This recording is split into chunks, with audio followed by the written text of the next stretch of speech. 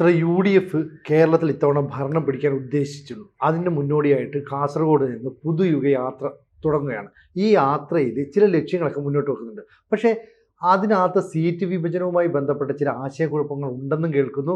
അങ്ങനെയല്ല, മറ്റ് ചില കാരണങ്ങളാണ് ഇതിന്റെ പ്രേരണയെന്ന് കേൾക്കുന്നു. ആകെപ്പാടെ ഒരു ആശയക്കുഴപ്പം ഉണ്ടോ UDF? അതായത് വി ഡി സതീശന്റെ പുതുയുഗ യാത്ര തുടങ്ങുന്നതിന് മുമ്പ് തന്നെ ഈ ഘടകകക്ഷികളുമായിട്ടുള്ള സീറ്റ് വിഭജന ചർച്ച പൂർത്തിയാക്കണം എന്നാണ് വിചാരിച്ചത്.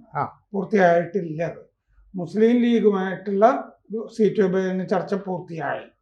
കഴിഞ്ഞ ഓണത്തെ 27 സീറ്റ് തന്നെ UDFിൽ നിന്ന് ലീഗ് എടുക്കും അല്ലേ? ലീഗ്, അതായത് 30 സീറ്റ് എന്നൊക്കെ പറഞ്ഞിരുന്നല്ലോ അവര്.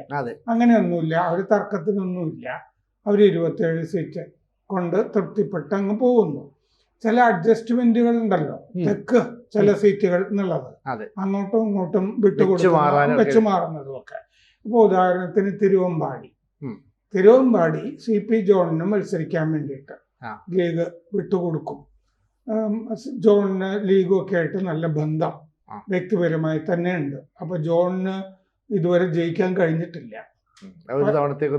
സ്വന്തം നാട്ടിൽ നിന്നിട്ടും ജയിച്ചില്ല, കുന്നംകുളംകാരനാണല്ലോ. അപ്പൊ അതുകൊണ്ട് ഇത്തവണ ജയിക്കുകയും അധികാരം കിട്ടുകയാണെങ്കിൽ ഒരു മന്ത്രിയൊക്കെ ആവുകയൊക്കെ ചെയ്യാം എന്നുള്ളത്, അത് പൊതുവെ UDFിന്റെ അകത്ത് അങ്ങനെ ഒരു വികാരമുണ്ട് ജോണിനെ സംബന്ധിച്ച്. പിന്നെ ഉള്ള പ്രശ്നം എന്താന്ന് വെച്ച് കഴിഞ്ഞാല്, PJ ജോസഫിന്റെ പാർട്ടിക്ക് കഴിഞ്ഞ തവണ 10 സീറ്റാണ് മത്സരിക്കാൻ കൊടുത്തിരുന്നത്. ഇപ്പോ ഈ മറ്റേ മധുസൂദൻ മിസ്ത്രിയുടെ സ്ക്രീനിങ് കമ്മിറ്റി ഉണ്ടല്ലോ, ആ കമ്മിറ്റി പറഞ്ഞിരിക്കുന്നത് ഈ തോൽക്കാൻ വേണ്ടിയിട്ടുള്ള സീറ്റുകൾ അനാവശ്യമായി ഘടകകക്ഷികൾക്ക് കൊടുക്കേണ്ടതില്ല എന്നാണ്. അതുകൊണ്ട് PJ ജോസഫിന് 6 സീറ്റ്, 10 സീറ്റിൽ നിന്ന് 6 സീറ്റിലേക്ക് PJ ജോസഫിനെ ഒതുക്കാൻ ആണ് തീരുമാനിച്ചിരിക്കുന്നത്. എന്നിട്ട് അങ്ങനെ ഒതുക്കുന്നതിൽ ജോസഫിന് താല്പര്യമില്ല എങ്കിൽ ജോസഫ് പൊക്കോട്ടെ എന്നുള്ളതാണ്. 6 സീറ്റേ കൊടുക്കുകയുള്ളൂ, പറ്റില്ലെങ്കിൽ പൊക്കുമെന്നുള്ള. അതെ. ഇതെങ്ങനെയാ വരുന്നതെന്ന് വെച്ചാല്, 10 സീറ്റ് വേണം എന്ന് വാശി പിടിച്ചു നിൽക്കുകയാണ് ജോസഫ്. അതുകൊണ്ടാണ് ആ സീറ്റ് വിഭജന ചർച്ച പൂർത്തിയാകാതിരിക്കുന്നത്. ഏറ്റുമാനൂര്, ഇടുക്കി, കോതമംഗലം, കുട്ടനാട് അല്ലെങ്കിൽ ചങ്ങനാശ്ശേരി, ഈ സീറ്റുകൾ തിരിച്ചെടുക്കാൻ കോൺഗ്രസ് തീരുമാനിച്ചിട്ടുണ്ട്. ജോസഫിന് ഇത് കൊടുക്കേണ്ട കാര്യമില്ല എന്ന് തീരുമാനിച്ചിട്ടുണ്ട്. അപ്പോൾ അക്കാര്യത്തിൽ വിട്ടുവീഴ്ചക്കില്ല എന്നാണ് ജോസഫിന്റെ ഇപ്പോഴത്തെ നിലപാട്. ഇടുക്കി എന്തായാലും കോൺഗ്രസിന് വേണം, കൈപ്പത്തി ചിഹ്നത്തിൽ മത്സരിക്കണം. റോഷി അഗസ്റ്റിനെതിരെ ശക്തനായൊരു സ്ഥാനാർത്ഥിയെ കോൺഗ്രസ് നിർത്തിയിട്ട് കോൺഗ്രസിന് റോഷി അഗസ്റ്റിനെ തോൽപ്പിക്കണം. ഇങ്ങനെയാണ് ഇത്തവണത്തെ കോൺഗ്രസിന്റെ ശരിക്കും സീറ്റുകൾ പിടിച്ചെടുക്കണം എന്ന് തന്നെയാണ് കോൺഗ്രസ്. അല്ലാതെ എങ്ങനെയാണ് ഈ സതീശൻ പറയുന്ന 100+ വരുന്നത്? അങ്ങനത്തെ സ്ഥാനാർത്ഥികളാണല്ലോ ഓരോ സ്ഥലത്ത് നിർത്താൻ ഉദ്ദേശിക്കുന്നത്. വിന്നിങ് കാൻഡിഡേറ്റ്സിനെ വേണം എന്നുള്ളതാണ് നിർബന്ധം. അപ്പൊ ഇടുക്കി DCCക്ക് ശക്തമായ നിർദ്ദേശം പോയിട്ടുണ്ട്, ജോസഫിനോട് വിട്ടുവീഴ്ച വേണ്ട എന്നുള്ള നിർദ്ദേശം പോയിട്ടുണ്ട് KPCCയുടെ.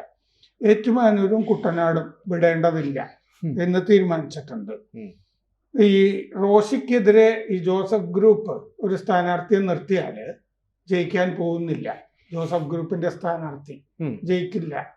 അങ്ങനെ ഒരു കൊള്ളാവുന്ന സ്ഥാനാർത്ഥി ജോസഫ് ഗ്രൂപ്പിന്റെ കയ്യിലില്ല എന്നാണ് കോൺഗ്രസിന്റെ കാഴ്ചപ്പാട്.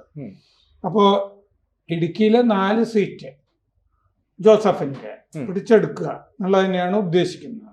പീരുമേട്, ജോസഫ് വാഴക്കൻ മത്സരിക്കാൻ. ജോസഫ് വാഴക്കന് മൂവാറ്റുപുഴയിൽ നിന്നൊക്കെ ജോസഫ് വാഴക്കന് സീറ്റ് കിട്ടിയില്ലല്ലോ. അപ്പൊ പീരുമേട് ജോസഫ് വാഴക്കൻ അല്ലെങ്കിൽ റോയ് കെ പൗലോസ് നിർത്തുക എന്നുള്ളൊരു ഉദ്ദേശമുണ്ട്. ഉടുമ്പൻചോലയിൽ ഇബ്രാഹിംകുട്ടി കല്ലാറിനെ നിർത്തുക. ഇതൊക്കെ ജയസാധ്യതയുള്ള ആളുകളായിട്ടാണ് കോൺഗ്രസ് കരുതുന്നത്. ദേവികുളത്ത് A രാജാറാമിനെ നിർത്തുക. ഇങ്ങനെ പല ആഗ്രഹങ്ങൾ കോൺഗ്രസിനുണ്ട്. പിന്നെ സീറ്റുകൾ വെട്ടിക്കുറച്ച് കഴിഞ്ഞാൽ വിടും എന്ന് ജോസഫ് പറയുന്നുണ്ട്. പിന്നെ അതിപ്പോ നമുക്ക് കണ്ടറിയേണ്ടത് ഈ സതീശന്റെ പൊതുയുഗ യാത്രയിൽ ജോസഫ് ചേരുന്നുണ്ടോ എന്നുള്ളതാണ് നോക്കേണ്ടത്. ചേരുന്നില്ല എങ്കിൽ ഇടം തിരിച്ച് നിൽക്കുക എന്നുള്ളത് തന്നെയാണ് അർത്ഥം. അപ്പോൾ ഈ ജോസഫിൻ്റെ മകൻ അപ്പു ജോസഫ് ഇന്ന് സീറ്റ് ഉണ്ടാവുമോ എന്നുള്ള കാര്യം തന്നെ സംശയമാണ്. കാരണം ജോസഫ് ആകെ 6 സീറ്റാണ് കിട്ടുകയെങ്കിൽ തൊടുപുഴയിൽ ജോസഫും കോതമംഗലത്താണല്ലോ അപ്പുവിന് നിൽക്കാൻ താല്പര്യം. കോതമംഗലത്ത് അപ്പുവിന് നിന്നാൽ പിന്നെ 4 സീറ്റല്ലേ ഉള്ളൂ. ആ പാർട്ടിയുടെ അകത്ത് കലാപം ഉണ്ടാവില്ല. ഒരു കുടുംബത്തിൽ നിന്ന് തന്നെ 6 സീറ്റിൽ 2 പേരെന്ന് പറഞ്ഞു കഴിഞ്ഞാൽ വലിയ ശതമാനമായിപ്പോയി. അപ്പോൾ ഈ അപ്പുവിന് കുറച്ചൊരു സീറ്റ് കൊടുക്കുകയാണെന്നിരിക്കട്ടെ. അങ്ങനെയാണെങ്കിൽ ശരി, 6 സീറ്റ് എന്ന് പറയാനുള്ള സാധ്യതയും തള്ളിക്കളയാൻ പറ്റില്ല. ജയസാധ്യതയുള്ള സീറ്റ് കൊടുത്താൽ ഞങ്ങൾ സമ്മതിച്ചു എന്ന് പറയും അല്ലേ? അപ്പൊ ജോസഫിനും സീറ്റ്, മകനും സീറ്റ്. അങ്ങനെയാണെങ്കിൽ ഉറച്ച സീറ്റാണെങ്കിൽ ഈ അപ്പുവിന് കൊടുക്കുന്നത് ഒരു ഉറച്ച സീറ്റാണെങ്കിൽ, ജയിക്കുന്ന സീറ്റാണെങ്കിൽ ശരി 6 മതി എന്ന് പറയാനുള്ള സാധ്യതയും ഉണ്ട്. ഇപ്പൊ അപ്പുവിന് സീറ്റ് ഉണ്ടോ എന്നുള്ള കാര്യത്തിലാണല്ലോ തർക്കവും. അതും ഒരു തർക്ക വിഷയം ആണ്. അപ്പോ ലീഗിന് ഈ പറഞ്ഞ പോലെ കഴിഞ്ഞ തവണത്തെ 27 സീറ്റ്, CK ജാനുവിന് സീറ്റില്ല, ഫോർവേഡ് ബ്ലോക്കിന് സീറ്റില്ല.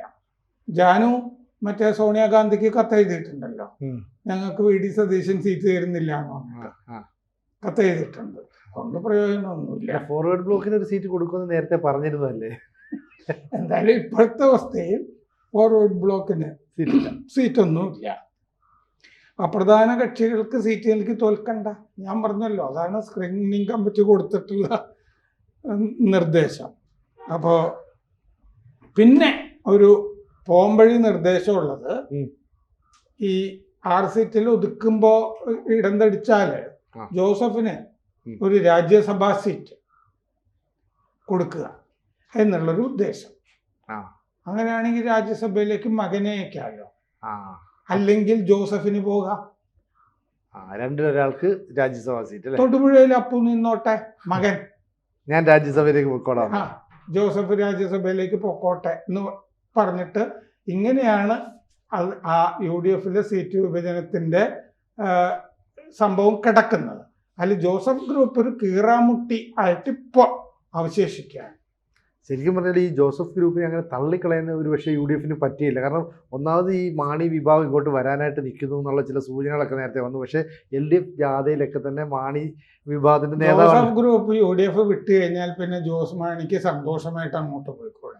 അങ്ങനെ അത് ഈ പറയുന്ന ജോസഫ് വിഭാഗം ശ്രദ്ധിക്കുമല്ലോ. കാരണം ഞങ്ങൾ പോയാൽ ജോസഫ് വിഭാഗം പറയുന്നത് ഞങ്ങൾ ഒരു കാരണവശാലും ജോസ് മാണിയെ സമ്മതിക്കില്ല എന്നാണ്. അതെ എന്നല്ലേ മോൻ ജോസഫ് പറഞ്ഞുകൊണ്ടിരിക്കുന്നത്. അതെ, ഞങ്ങൾ സമ്മതിക്കില്ല എന്നാണ്. അപ്പോൾ ഈ പറയുന്ന പിന്നെ ജോസഫ് വിഭാഗം പോയാൽ അത് മാണി വിഭാഗത്തിന് ഇങ്ങോട്ട് വരാനുള്ള വഴി കൂടിയാവുമല്ലോ. അതുകൊണ്ട് ചിലപ്പോൾ അതിന് സമ്മതിക്കാൻ സാധ്യതയില്ല. ഇപ്പം മോൻസി ജോസഫ് അതുപോലെ തന്നെ മകനും കൂടെ ഒക്കെ മത്സരിച്ച് കഴിഞ്ഞാൽ തന്നെ ഏതാണ്ട് അവർ ഞങ്ങൾ ഓക്കെ ആണെന്നുള്ള രീതിയിൽ. അങ്ങനെയാണെങ്കിൽ വീണ്ടും ജോസഫ് ഗ്രൂപ്പ് പിളരാനുള്ള സാധ്യതയും തള്ളിക്കളഞ്ഞുകൂടല്ലോ. അതായത് ഈ പറഞ്ഞ പോലെ ജോസഫ് ഗ്രൂപ്പ് വേണമെങ്കിൽ പോയിക്കോട്ടെ എന്നൊരു ചിന്ത ഉണ്ടെന്ന് ഞാൻ പറഞ്ഞില്ലേ UDFിൽ. അതെ, കാരണം അങ്ങനെ പോയി കഴിഞ്ഞാൽ മാണിക്ക്, ജോസ് മാണിക്ക് ഇങ്ങോട്ട് വരാം.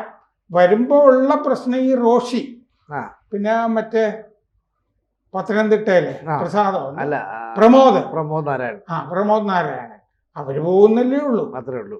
അതിൻ്റെ അകത്തൊരു പിളർപ്പ് വരും എന്നല്ലേ ഉള്ളൂ. സംഗതി എന്നാലും നല്ല ജോറായിട്ട് നടന്നോളുമല്ലോ. അതെ, UDFന് അത് താല്പര്യമാണ്. അതെ, UDFന് വലിയ താല്പര്യമാണ്. അപ്പോ ജോസഫ് വേണമെങ്കിൽ പൊക്കോട്ടെ എന്ന് പറഞ്ഞു കഴിഞ്ഞാൽ അത് ജോസ് മാണിക്കുള്ള ഒരു വലിയ വില നീട്ടുന്നതായിട്ടും മാറുമല്ലോ.